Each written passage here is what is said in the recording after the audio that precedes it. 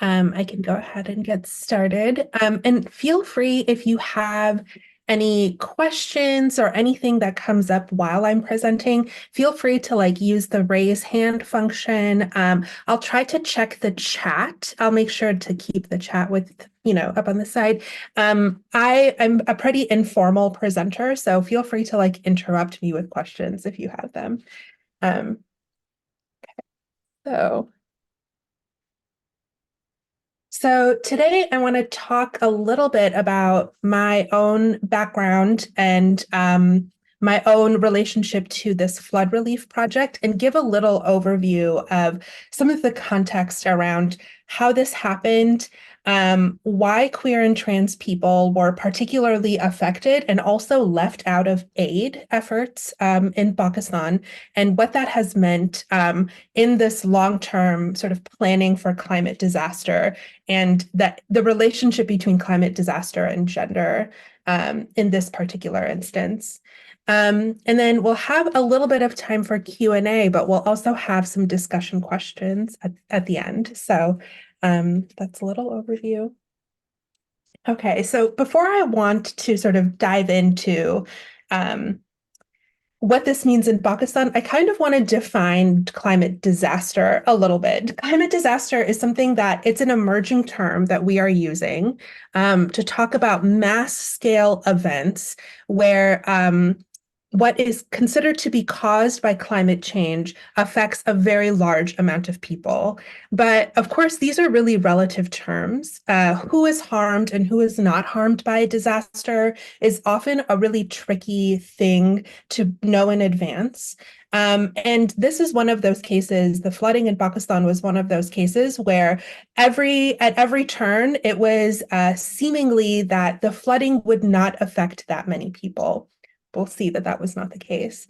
But a big part of why we use this term climate disaster is it actually comes out of Asia. There's been rapid urbanization in coastal cities in Asia.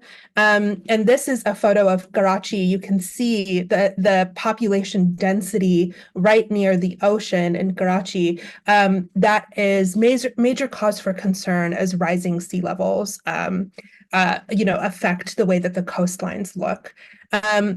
In addition to that, Pakistan has also seen extreme fluctuations of temperature. And about 3 months prior to the flooding, there was a massive heat wave all over South Asia where temperatures reached upwards of 50 degrees Celsius, which is an insanely high amount. And many people were initially weakened by that heat wave before the flooding actually occurred.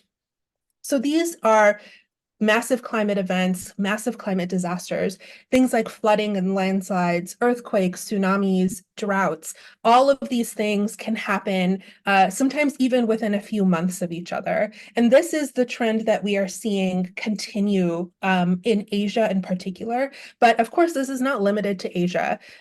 Places near the equator are feeling these effects first, especially from rising temperatures. And of course, when we're using these terms, disaster, climate event, all of those things, something to always think about is who are we talking about? Who is the victim of this climate disaster? And who's the perpetrator of this climate disaster? All of those things are, at least in news media, often obfuscated, but we need to be able to look past what the media is presenting to us to dig a little deeper to see what is actually occurring here. So for the flooding in Pakistan, I wanted to show these two satellite images to really show you the scale of this destruction. So here I have put it a few slides ago. This is Sindh. This is a region in Pakistan that's right at the end of the Indus River, where the Indus River flows into the ocean. And so this area has a regular flooding sort of cycle. Every year, the Indus River floods a little bit. Everyone knows this. This is a centuries old sort of practice of how to deal with a regular flooding of the river. And that happens during monsoon season every year, which lasts from July to usually the end of August, sometimes the beginning of September. And this is a massive food producing region of Pakistan. A lot of the produce for the entire country is grown in this part of Sindh because it's a very fertile area. And you can see from the satellite image from 2021, it's a very fertile region just surrounded by desert, essentially. So this is a very important region for Pakistan. And you can see in 2022 what it looked like following the flooding. This is a very population dense area. All of it was completely underwater. This displaced approximately 30 million people. That's the size, population wise, the size of Canada. The size of, like, I think all of England. So the population that was displaced was really, really massive. And this disrupted the entire economy in Pakistan. There's still long-term effects that people are dealing with today. So with that sort of massive context of what this flooding did, how does this affect something like gender, right? We don't tend to talk about gender and climate disaster together a lot because we often think of gender norms, gender studies, gendered dynamics to be something that happens only within a sort of normative family context, right? We don't think about gender in this massive global scale, but something like climate disaster really opens us up to thinking about, okay, well, what are these massive shifts that are happening with gender under the context of climate disaster? So there's a few things that we could see right from the get-go. The first is that domestic and public space, places that are considered private and places that are considered public, become completely upturned in the context of a climate disaster. So in Pakistan, where it's very normal for women to be relegated to a domestic space, to a private space. In Urdu, we would call this barda, underneath sort of a sheet or a curtain. And of course, domestic spaces don't just necessarily mean inside of the home. They can also mean things like a beauty parlor, a grocery store, family areas of a restaurant. So there's definitely different sort of ways that women move around, and those are all disrupted in the context of a climate disaster. The other thing is that existing norms are exacerbated. So if there's a norm in a family that includes something like domestic violence, that is something that becomes public because of the way that things are. If you're living in a tent city, like a FEMA tent city. Sorry. Oh, sorry. Did someone have a question? Oh, okay. I think they were just off mute. Oh, okay. Okay. But yeah, feel free to jump in if anyone has a question. And yes. I'm sorry if I made a mistake. Yes, yeah. Feel free to jump in if you have a question or if you, yeah. So these existing norms, right, become exacerbated in the context of going from things that might otherwise be invisible, they become hyper visible because everything becomes upturned. Things end up being in the public. So one of those dynamics that really came to light because of all of this, and this is, we're talking about usually rural farmland areas, were the dynamics between people who fit into a normal gender binary, a normative gender binary, and people who live outside of that gender binary. And that includes Khwaja Sira. I can talk a little bit about what Khwaja Sira means, but it's a community that has a lot of prejudices against it. And the origin of the term, so Khwaja Sira is basically a term for people who exist in a non-binary gender, but are usually people who are assigned male at birth.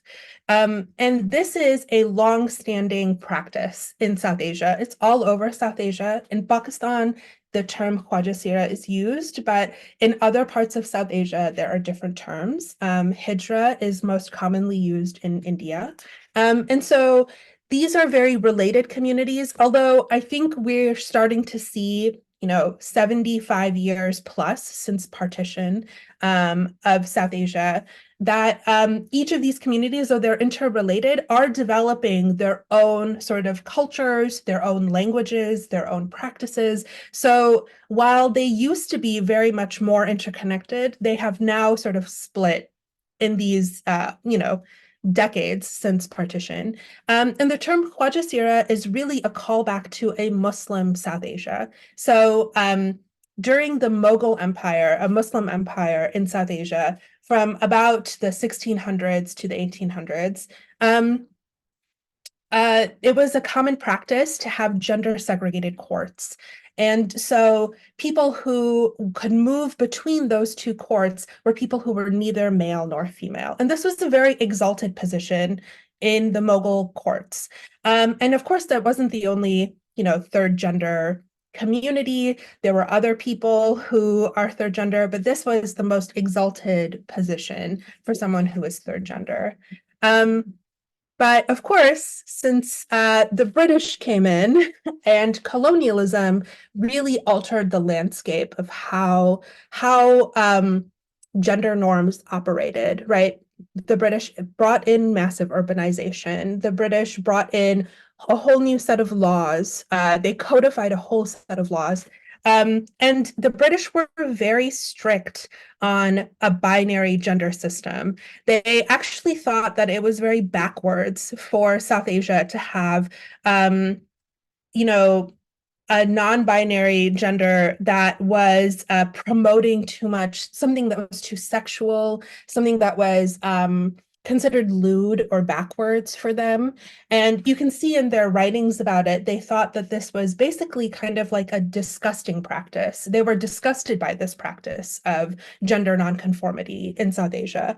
And so they instituted many laws, but namely two that are the most significant in this is a law against homosexuality and a law against dress that does not align with your gender assigned at birth. And there's many places where they enforced these laws. All over South Asia, wherever they had sort of colonial power, they enforced these laws.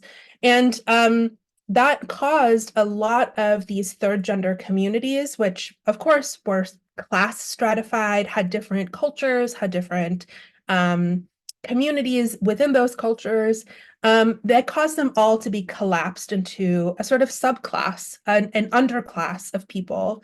And that's what you see today. The sort of resilience that you see today comes from this story of being exiled, essentially, from society and having to live separately on their own. But today, there's a massive activist movement. You can see there's women's marches, and a lot of Khwaja Sira come to women's marches. So there's attempts at integration, especially in urban parts of Pakistan.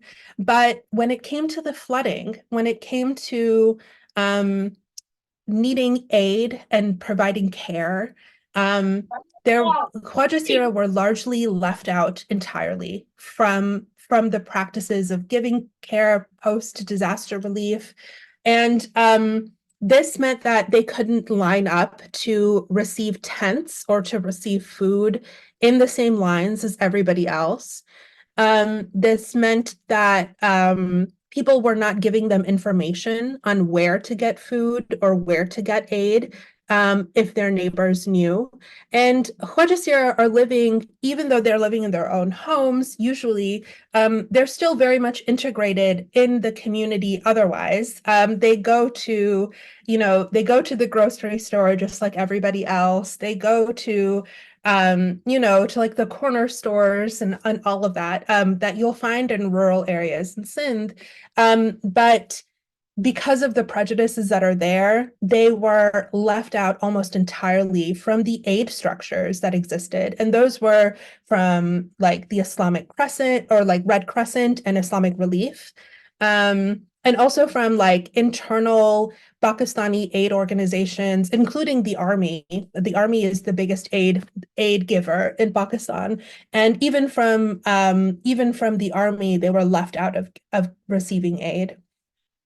So this was around the end of my time in Pakistan while I was doing my anthropological field research there on queer and trans communities assigned female at birth. So really, this is a little bit outside the scope of my own research, but it's such an integrated community in terms of queer and trans people all together in Pakistan that the response was very immediate from queer and trans organizers in Karachi. And they wanted to put together aid to provide specifically for queer and trans people in rural parts of Sindh that were most affected by the flooding.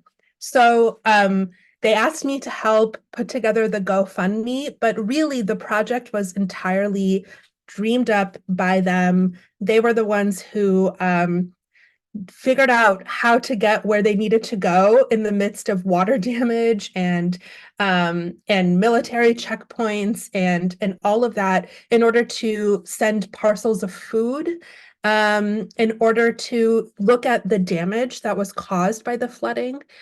So this photo in the middle, and I'm sorry it's a little dark because this was taken at night, but this is a home of that has been in the Khwaja Sira community for almost 400 years. And this home was severely damaged by the flooding. And so when we were raising money and we sort of came across this home, and they kind of knew what needed to be done for it, but they had absolutely no way to sort of figure out how to get the money for it.